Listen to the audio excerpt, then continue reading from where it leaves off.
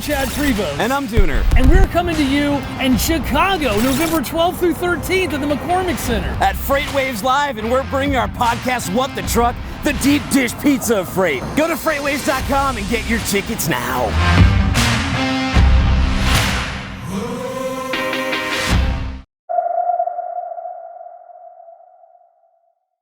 Hey everyone, welcome to This Week in Sonar. Zach Strickland filling in for Craig Fuller, our CEO, who is out CEOing across the country. I'm here with Kevin Hill this week, filling in for me. So You're going to do your best Zach Strickland impression. I think I can do that. Maybe don't do that. Maybe just do maybe Kevin not. Hill. I think I will. Yeah. So we've got a couple of things coming out this week. One of them is your specialty, which if you tune into some of our, our media, you're going to already know about it. But it's going to get implemented into Sonar this week. So tell us about it. The first one is the DHL Supply Chain Pricing Power Index that we publish on a weekly basis every Thursday afternoon.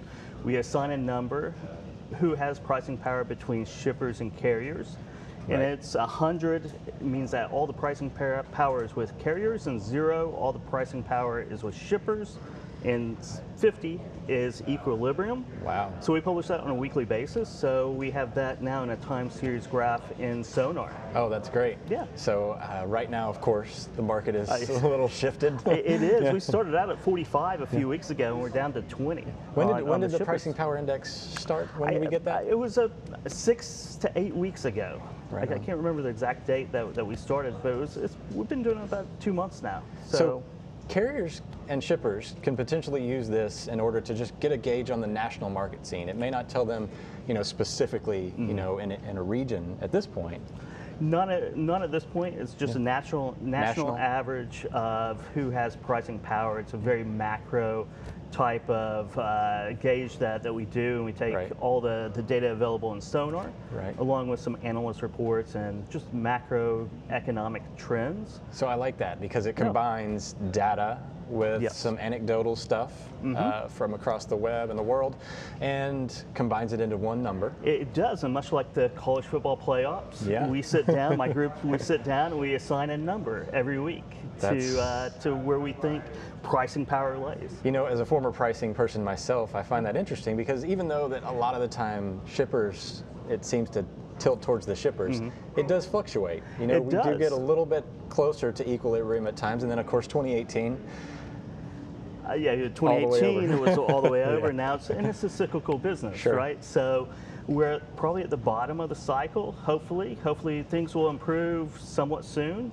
We'll see. I'm very optimistic they will improve someday. Depends on who you are. True. Yeah, shippers are loving it, I guess. They are, yes. Of course, when the shippers do have a lot of the power, that also means that their demand is not really there either. So it's not great for them either. It's not always great. So a lot of times we have to see these metrics that, bad manufacturing data. Sure.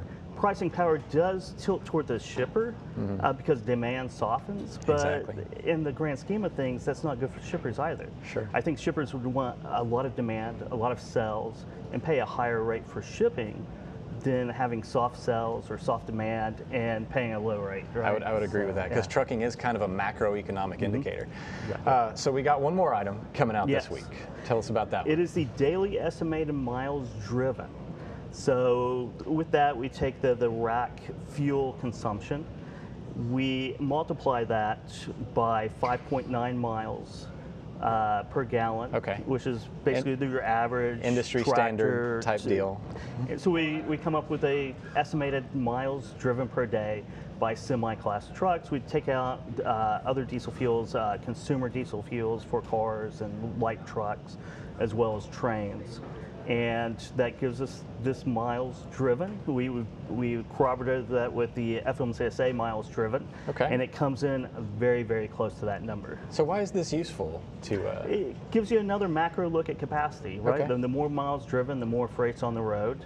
The less miles driven, the less freight on the road. It gives you a nice little gauge to estimate where capacity is as well. Sure, so it could actually connect with some of our other indexes that we just released in terms of average length of haul and things like that. Yeah, exactly right. Yeah, right on. You can correlate all those numbers together. Well, that's good stuff. So I forgot to do the football intro, I know, right?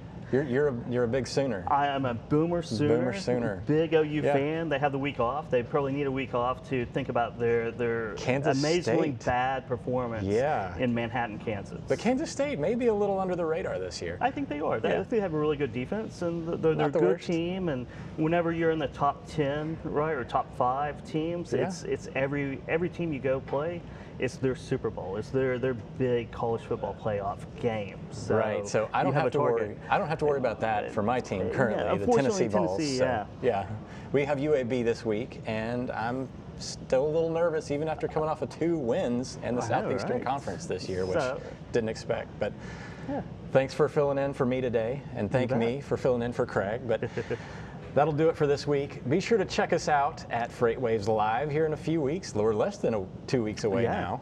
You registered? I am registered. I will definitely be there. Yeah, all right. Check out SONAR 5.0 there, November 12th and 13th. And everyone have a great week.